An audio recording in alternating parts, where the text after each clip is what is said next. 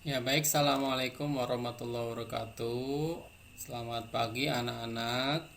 Pada video pembelajaran yang kedua, ya Bapak masih ingin menjelaskan tentang perdagangan internasional. Tujuan video pembelajaran hari ini adalah kalian diharapkan mengetahui faktor pendorong perdagangan internasional dan kalian juga diharapkan bisa mengetahui hambatan-hambatan yang ada dalam perdagangan internasional. Nah, sebagaimana kita ketahui di video pembelajaran yang pertama, pengertian dari perdagangan internasional adalah sebuah proses pertukaran barang dan jasa antara dua negara atau lebih dengan tujuan mendapatkan keuntungan. Yang namanya sebuah proses, maka terdapat barang-barang yang keluar dan masuk suatu negara ke negara lainnya. Artinya, negara yang kelebihan barang akan mengirimkan barangnya ke negara lain. Nah, makanya dikenal istilah ekspor dan impor. Nah, apa itu ekspor? Ekspor itu adalah mengirim atau menjual barang ke negara lain. Nah, sementara itu ada istilah juga eksportir. Eksportir itu adalah negara pelaku ekspor. Ya. Ada juga istilah lain yaitu impor. Apa itu impor? Impor adalah menerima atau membeli barang dari negara lain. Sementara importir adalah negara pelaku impor. Ya, seperti itu ya. Baik, kita lanjut ya. Kita lanjut ke perbedaan perdagangan dalam negeri dan luar negeri atau internasional. Nah, ada beberapa aspek yang membedakan perdagangan dalam negeri dan internasional. Nah, kita lihat aspek jangkauan wilayahnya. Nah, kalau dalam negeri itu jangkauan wilayahnya adalah satu wilayah negara. Nah, sementara itu kalau internasional menjangkau beberapa negara, artinya lebih luas ya jangkauan peredaran barang-barangnya. Lalu yang selanjutnya kita lihat aspek interaksi atau hubungan. Kalau dilihat dari aspek interaksi hubungan dalam negeri itu pembeli dan penjual bertemu secara langsung, sementara internasional pembeli dan penjual tidak berinteraksi atau berhubungan secara langsung. Nah, biasanya menggunakan media ya, biasanya internet atau online. Nah, kita lihat dari aspek cara pembayarannya.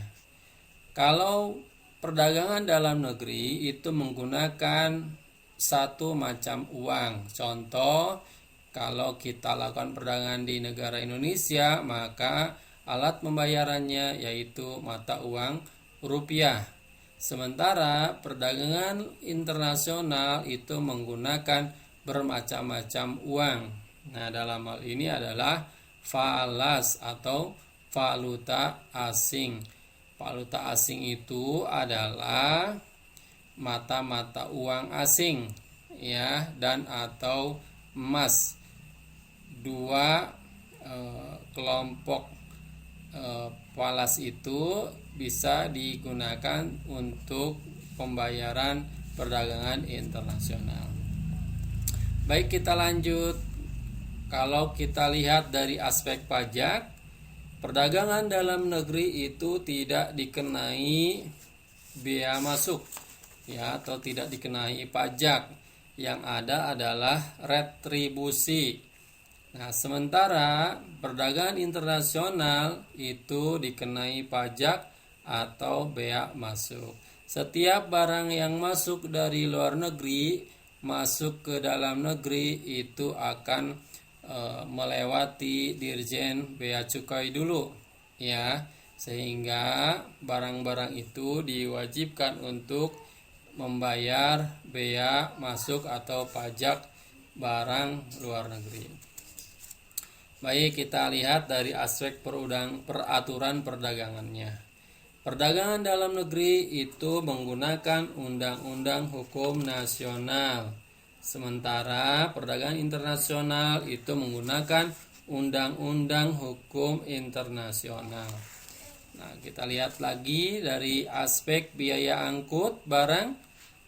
Perdagangan dalam negeri itu biaya angkut barangnya lebih murah, sementara perdagangan internasional itu relatif lebih mahal.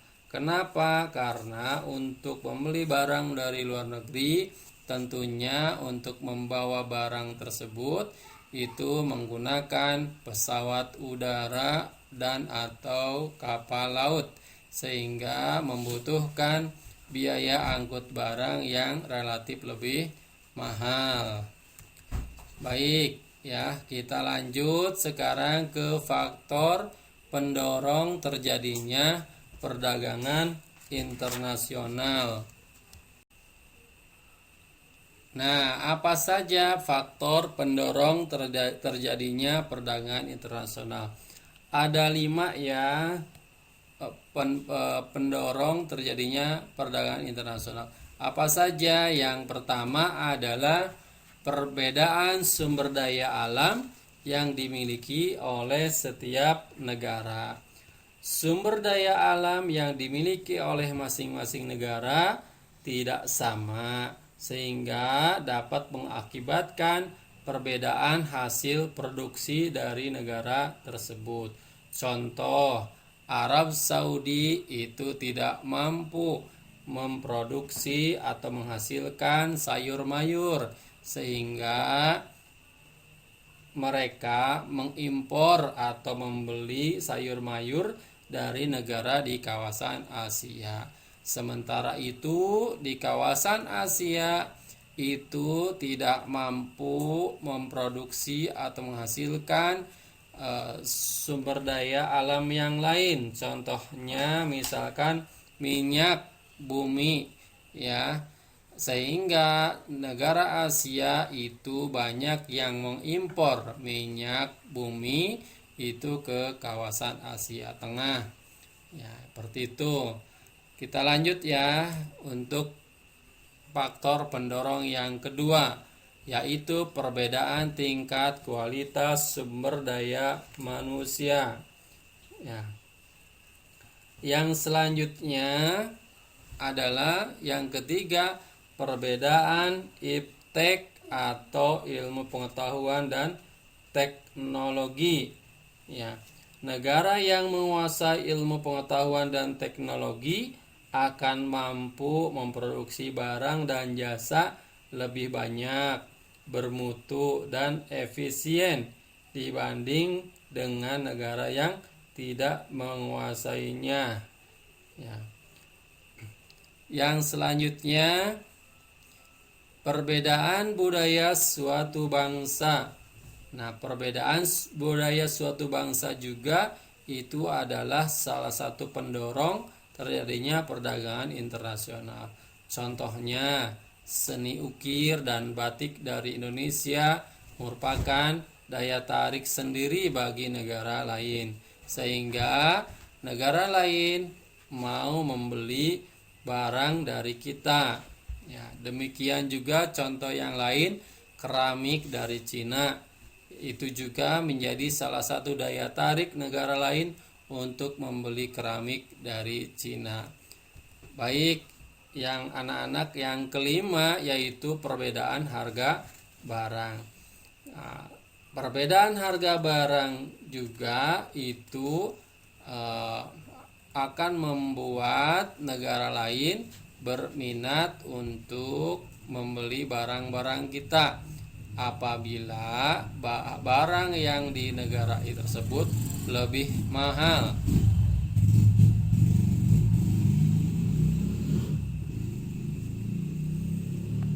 Yang selanjutnya adalah perbedaan upah dan biaya produksi. Yang ketujuh, perbedaan selera masyarakat.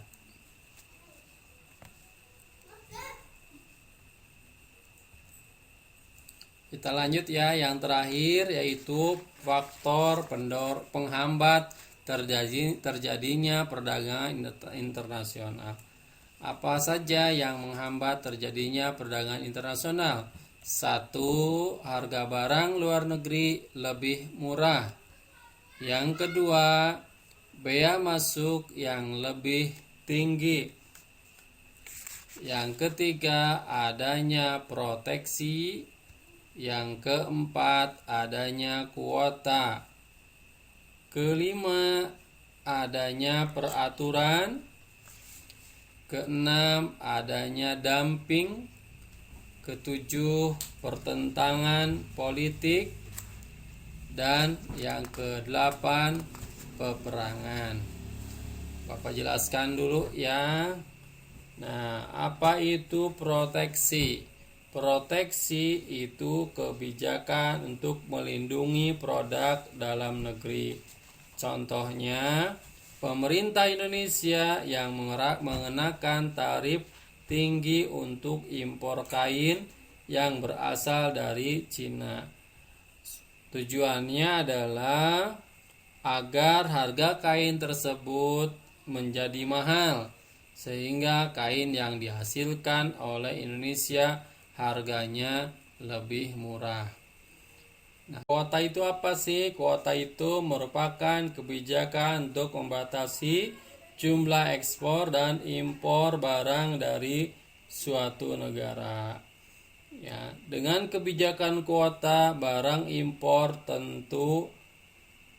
tertentu dibatasi dalam jumlah dan volumenya. Contoh, Amerika membatasi kuota tekstil dari Indonesia karena Amerika juga memproduksi tekstil. Ya, ada lagi dumping. Apa itu politik dumping? Politik dumping adalah kebijakan menjual barang di luar negeri lebih murah daripada di dalam negeri. Kebijakan ini bertujuan untuk meningkatkan devisa negara.